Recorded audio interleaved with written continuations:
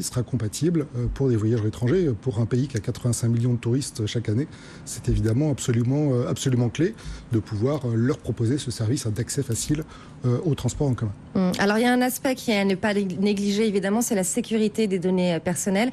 Comment vous garantissez la protection des données des utilisateurs? Finalement, de la façon la plus simple, c'est que nous n'en avons pas.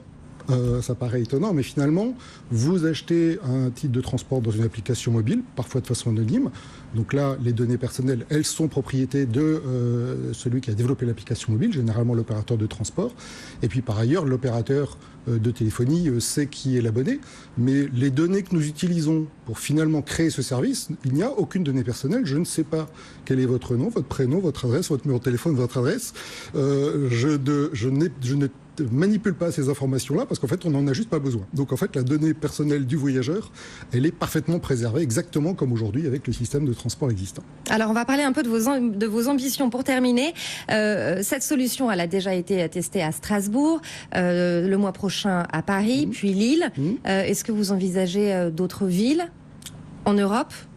Évidemment. Alors ce service, vraiment, il est précurseur en Europe, pas tant que ça en Asie. On est en retard par rapport à l'Asie. On a 2-3 ans de retard par rapport à l'Asie. Le service est déjà opérationnel à Singapour, à Hong Kong. Et donc, on va le développer en France, puis en Europe à partir de 2019. On a de très grandes ambitions sur ce sujet, bien évidemment. Et d'autres ambitions au niveau des secteurs également? Alors, au niveau des secteurs, progressivement, on va pouvoir l'élargir à des secteurs de la vie quotidienne. Par exemple, l'accès aux piscines, l'accès aux bibliothèques, l'accès à des crous, restaurants universitaires.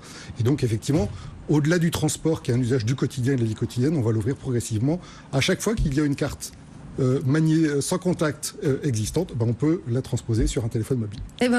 On suivra ça avec vous. Merci beaucoup Louis Brosse, fondateur de Wizway. Et maintenant, on va parler transition énergétique. C'est parti pour Green Reflex.